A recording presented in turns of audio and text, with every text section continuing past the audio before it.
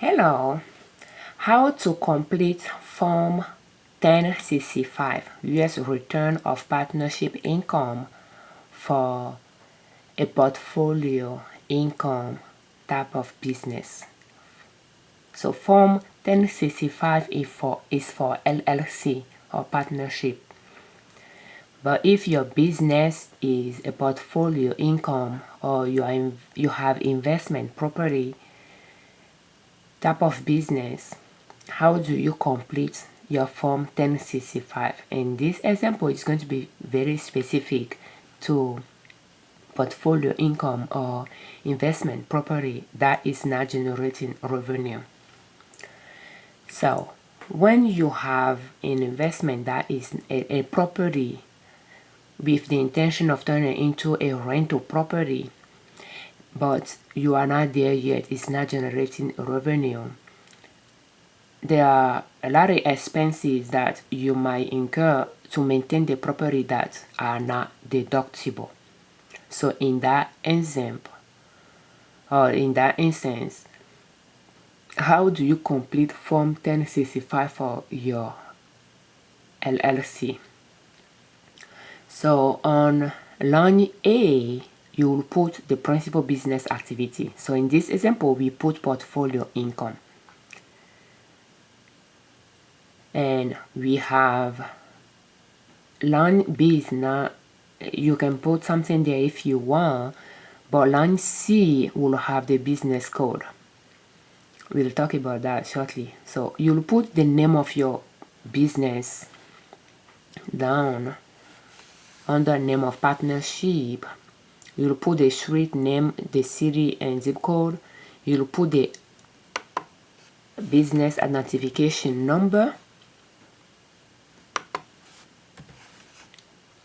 and the business, the date you started the business. You'll enter that date as well, and you should be able to locate it on the documents you file with your state and got approved for your LLC.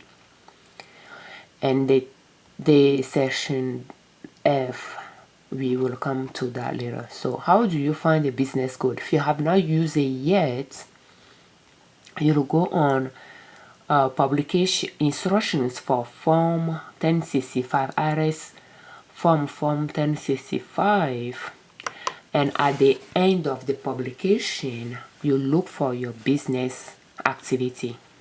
So they have a little instruction at the beginning to explain how it works. But so for portfolio income, investment, real estate, so you just know the type of business you are invested in. So you just scroll to look for that business. So in this example, let's look at the code we are using, 52300. So we are going to scroll down, and if you don't know the code, you read the main title, to locate the main activity, and then you narrow it down to the sub.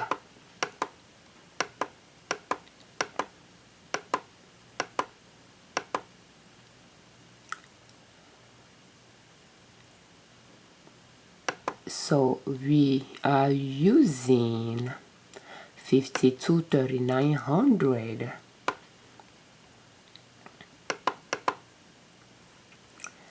and it is other financial investment activities including portfolio management, investment advice. So it's under security, commodity, contract, and other financial investment and related activities. So when this business started, it was a rental property type of business, but it didn't start like that. It started as by investing in tax lien. So the business is more about investing in tax lien. And if you don't know what tax lien is states, they tend to sell late property tax to investor. So when a property owner does not pay his or her property tax on time, they have a certain number of months to a year, and the state or the city will, or the county will sell the property tax to investors. So, and they charge a penalty every month to the property owner. So when the property owner pays the property tax, it will pay with a lot of penalty, and it varies. And in the state we live in, I believe it's 2% a month. So when they pay the property tax with the penalty, then the state will take some administrative fees out of it, and they will send a reminder to the investor that purchased that lien, and the investor will go in with the original documents that they have in their own possession to claim the payment, and pretty much, minus the fee that the state took out of the original payment the property owner made, they will have the difference. So it works, and when the property owner does not pay the property tax after a certain time frame, the investor has the right to initiate a process to claim the property.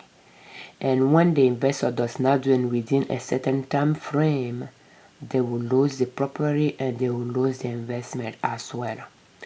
So when you end up with a property, after you invested in the lien, you purchase the property that's lien, and the owner didn't pay, and you end up with the property, you can sell it, or you can turn it into a rental property, or you have options what you can do with a property. So when you keep it to rent it, and you have now rented out, and you are spending money to maintain it, it is an expense that you won't be able to deduct when you file your business tax return. So when you make when you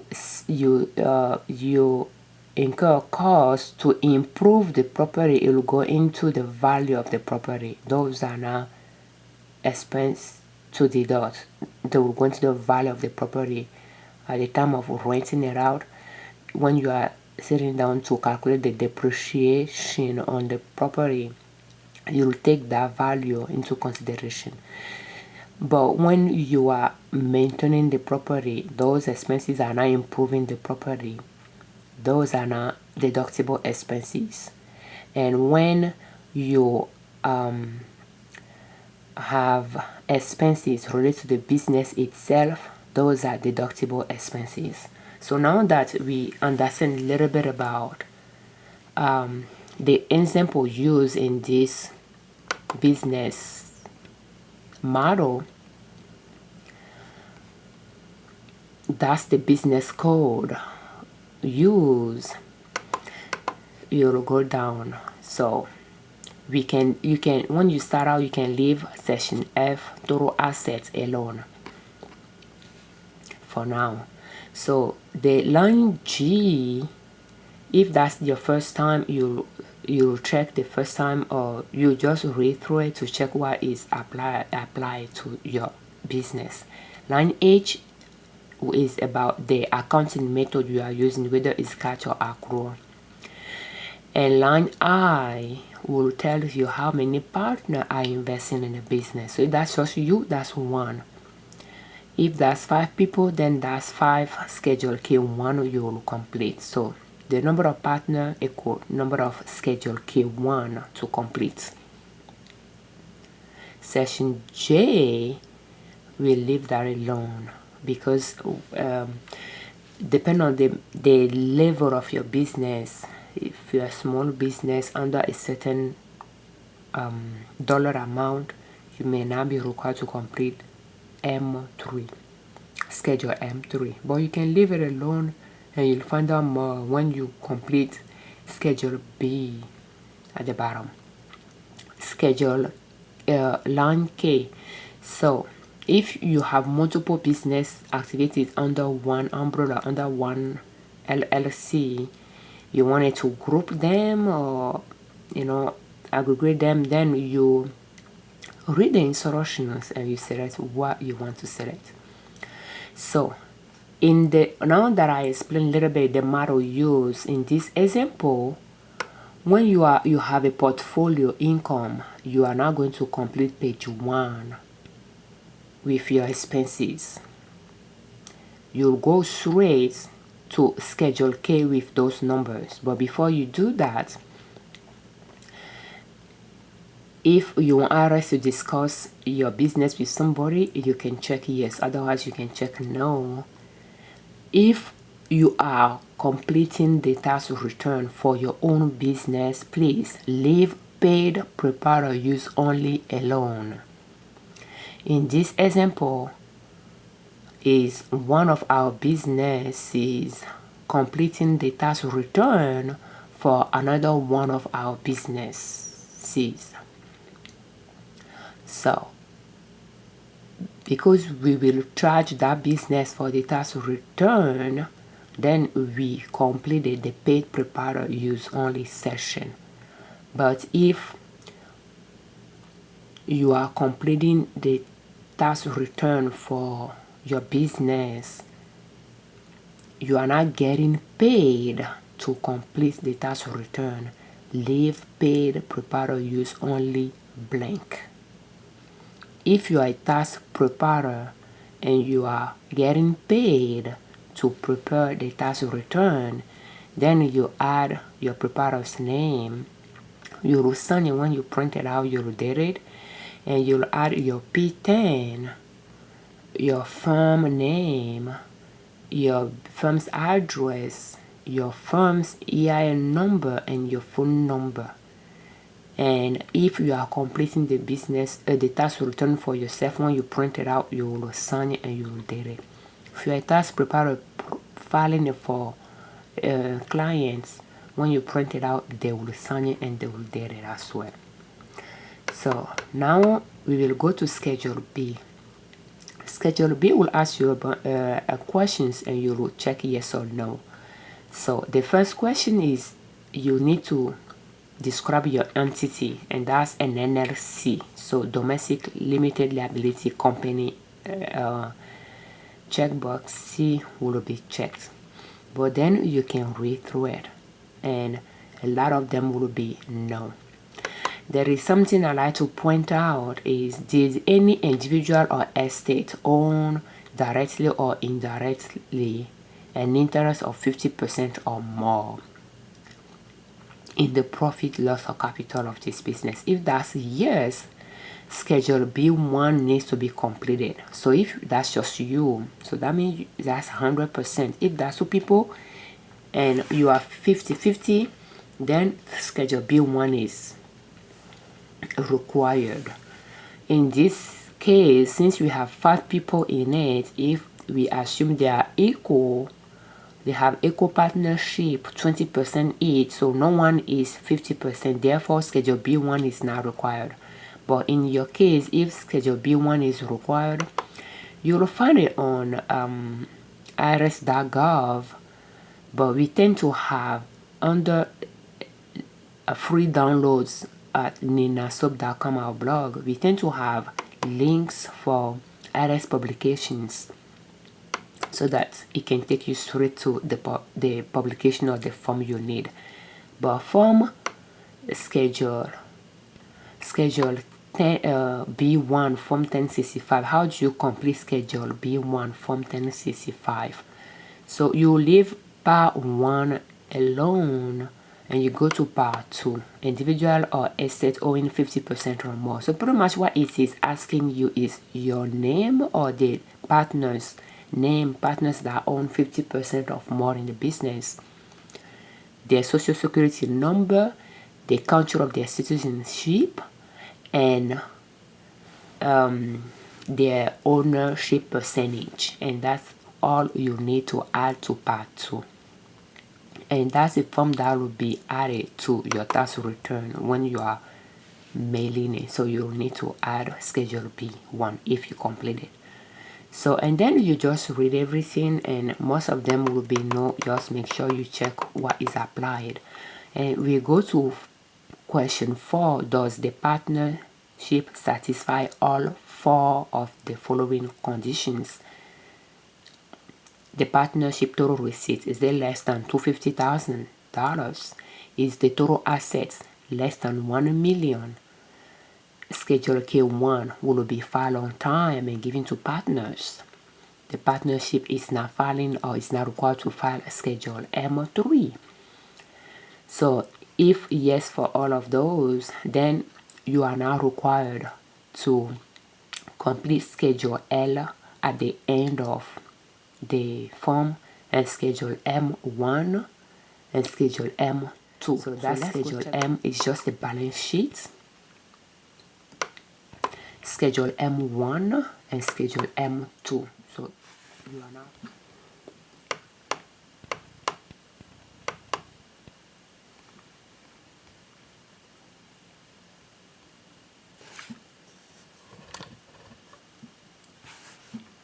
so, and item F on page 1. So that item F, I mentioned it earlier. And whether you are required to complete M3 will be in the instructions and has more to do with small business owners as well. So, and item F is not required. Total assets of your business.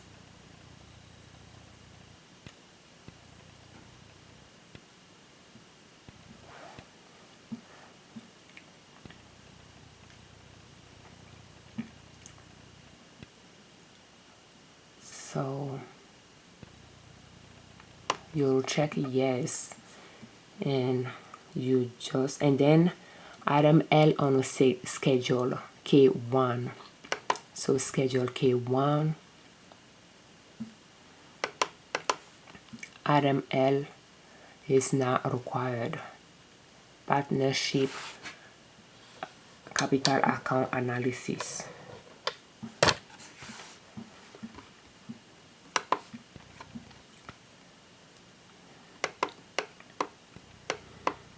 And we just read through it.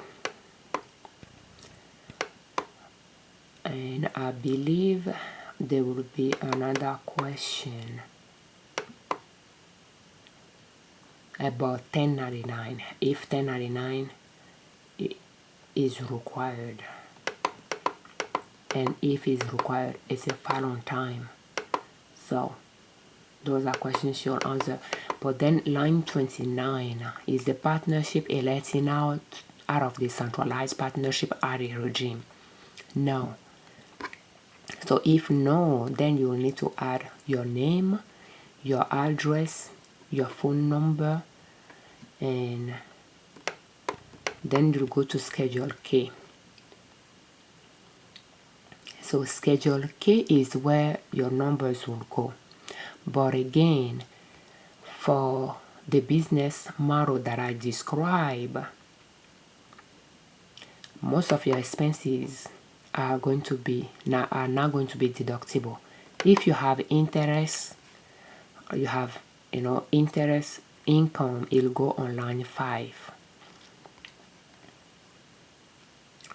If you have expenses that are deductible, chances that they will go under line 13D, and you can tap them while they are, and probably might need an attachment. So, but the Schedule K, you have income section, you have deduction section. So line 1 to 11 is income, and line 12 to 13 is deduction.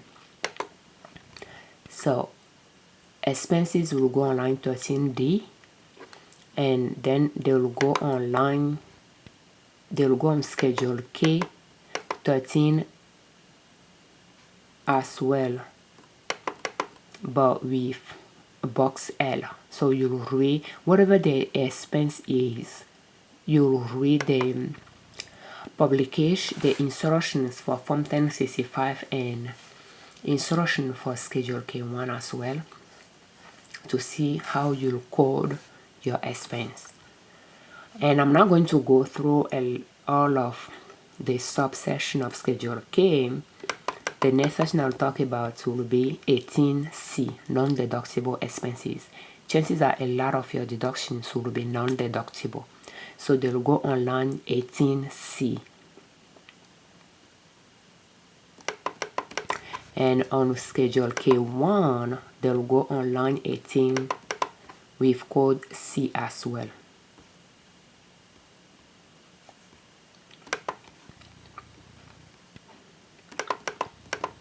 So your net analysis, your analysis of net income or loss for your Schedule K1 will just take the income line 1 through 11 minus line 12 through 13D, the deductions, and line 21. And line 21 is foreign tax accrued or paid.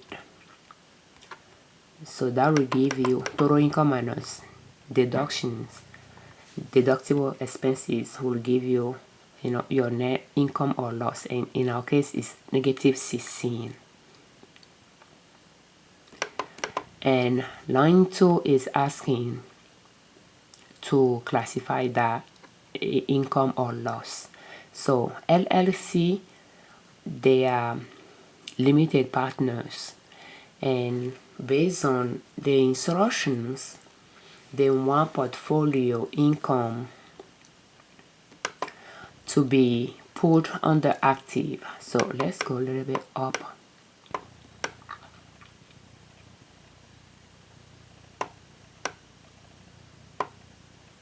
Okay. So report all amount for LLC members on the line for limited partners. And if the partnership principal activity is a portfolio activity, classify all partners as active. So you can reiterate to really understand that session. So negative 16 went under individual active because they are individual partners. And that's pretty much how we will calculate, we will complete Form 1065. So if you are wondering how those numbers has been determined, then that will depend on how you track your expenses. You can use an accounting software to track your expenses.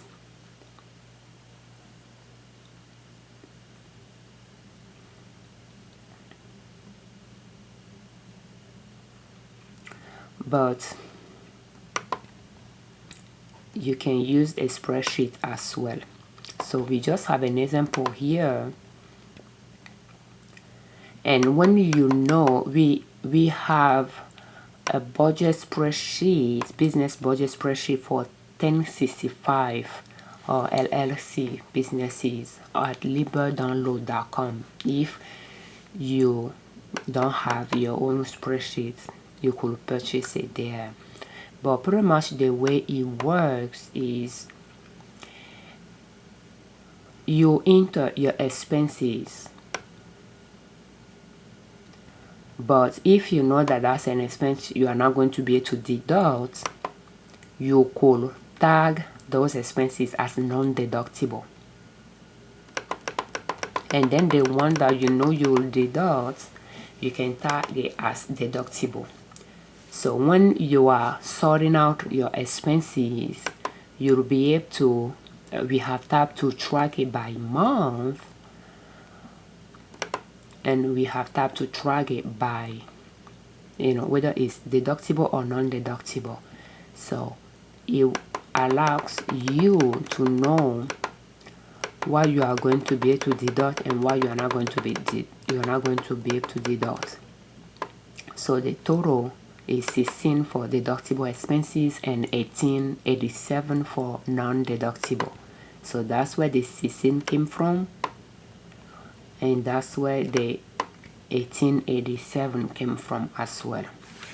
So it's important you track your expenses as you incur them, so that during tax season you have them all sorted out. You'll be able to file your return.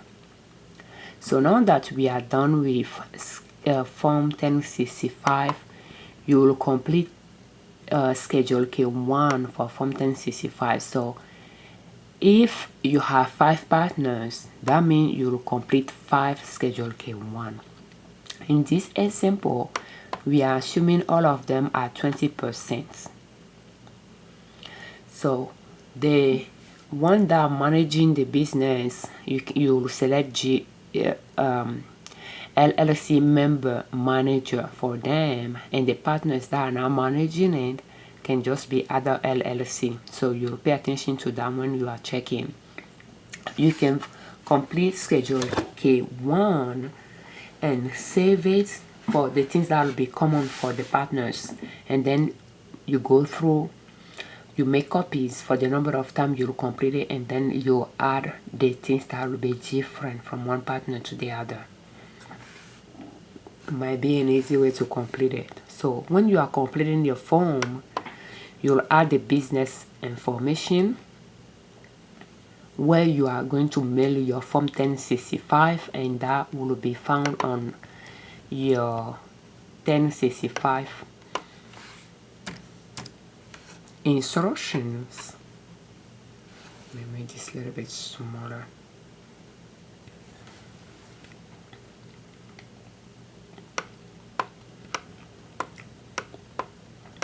So you look for your state, and you'll look for if there is a requirement for the total assets your business own, or total receipt, and what address is related to your state. And in our example is any amount, therefore the address we are going to mail to is Department of Treasury, Internal Revenue Service Center, Ogden, Utah. So Ogden, Utah will be on Schedule K-1. And then you'll put the partner's social security number, the partner's name, address, and you'll remember to check domestic partner and to add individual, because the partner is an individual, and the partner ownership percentage, beginning and end of the year, and partner account is not required, so I'm not going to talk about it. But if you want to complete it, it has the beginning of account, like what last year was. If that your first year is going to be 0, capital contributed during the year. So that's very important if you are contributing financially to your business, to track that as well. And I can show an example how you track that, and income or loss. And here we have the non-deductible and deductible expenses all together, and pretty much the decrease in value of the property and the earning capital account. So did the partner contribute property? No. So you check that, whatever works for you. So yeah, let's see, capital contribution. Yeah, you can track that with a Google Sheet or a spreadsheet. You know, anything you contributed, if it's going to be allocated equally toward the partners, or whatever their percentage of ownership is, you can set up a spreadsheet in the way that it can just calculate that for you, and you just track it, so that over the years you have a tab for summary that will track everything, so that you know how much you are contributing toward your business year after year. So yeah, you will need that information to know how much is allocated to each partner. So when the section L is not required, but that would be a good way to track, the capital contribution for each partner in the business. So now part 3, we are going to leave part 3 alone, not alone, but like line 1 and 2 alone, and pretty much we will go to our 1065. So 1065, the line we completed is going to be the line we will complete on the Schedule K. So we completed line 13D. So therefore we'll go to line 13, and the partners portion of that will just be 20% of that amount we have there, 20% of 16 or something like that. So and we use code L. So their code, you just have to read the instructions to see what code is associated with the type of expense you have. And I'm not going to scroll down for that, but it's on 1065 and Schedule K-1 as well. And we have another entry on line 18C on 1065. So 20% of that for this partner will go on line 18 code C as well. And those are non-deductible. And then Schedule K-1 is completed for this type of example. So depending on the expenses that you have, if you need to add an attachment, you can design that on a spreadsheet as well. So if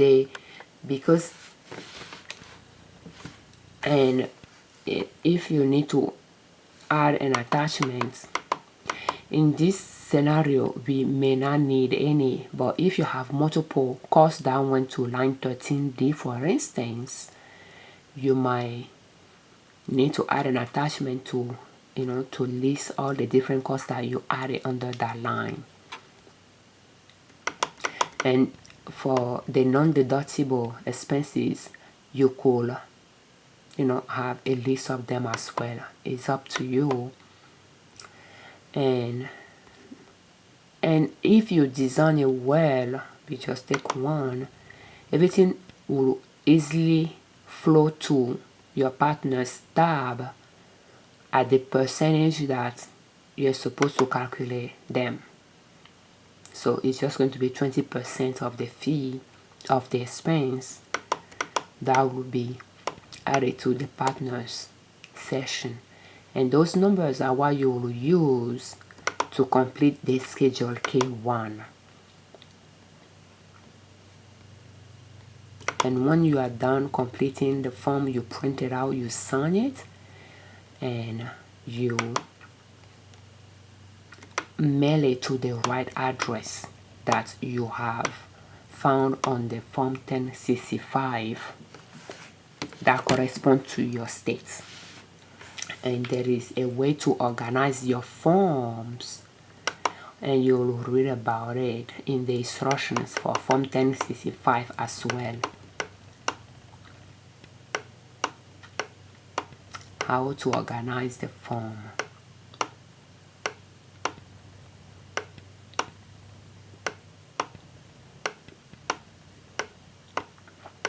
And it will be on page 10 to 11, assembling the return. So the first will be 1065, and if you have any other form listed here will follow.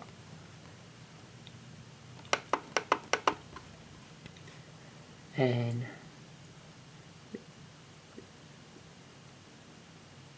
any other schedule in alphabetical order. So if you have Schedule B1, that will follow, and then Schedule K1 will follow, and then any attachment you have will follow. So you read through how to assemble it, and you organize everything, and you use the address that I point out at the beginning of the form. You write the right address on your return, on your envelope, and you mail your form, but make sure you sign the form. And when you print it out, you sign it, you make a copy for your business, and you make another copy to put on the side because your state might require that. And for Schedule K-1, you'll make a copy for IRS. That'll be attached to your 10 Form 65. You'll make a copy for the partners. You'll make a copy for your business. Thank you so much for watching. Thank you all that subscribe to our channel. We thank you very much for all your comments. I'm Afiavi Ojune, Liberman, creators of Liberman Consulting LLC YouTube channel and NinaSoap.com our blog. We have liberdownload.com for digital download, financial templates, business templates to manage your money and your business successfully. And I'll have links in the description in case you wanted to check the expense template for 1065. And what I like about the templates, the spreadsheet, it comes with lines where those expenses will go, but it won't go on those lines if you have non-deductible expenses.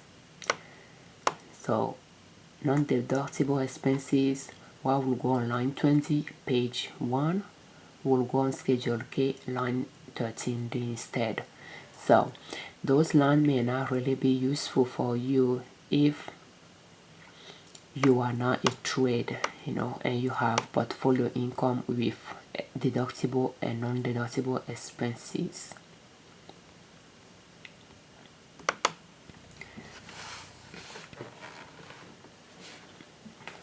And yeah, thank you so much for your time. And remember, if you need to file 1065, it is due by March 15. So try to file it on time. IRS charge quite a bit of fee when you are late on your return. So try to file them on time. You can use the tax software if your business is complicated. It will speed up the process. But if your business is simple, you just start out and you don't have a lot going on with your business, you can just pull the form out of IRS websites, save it on your in your folder, open it, and just complete it. Thank you so much.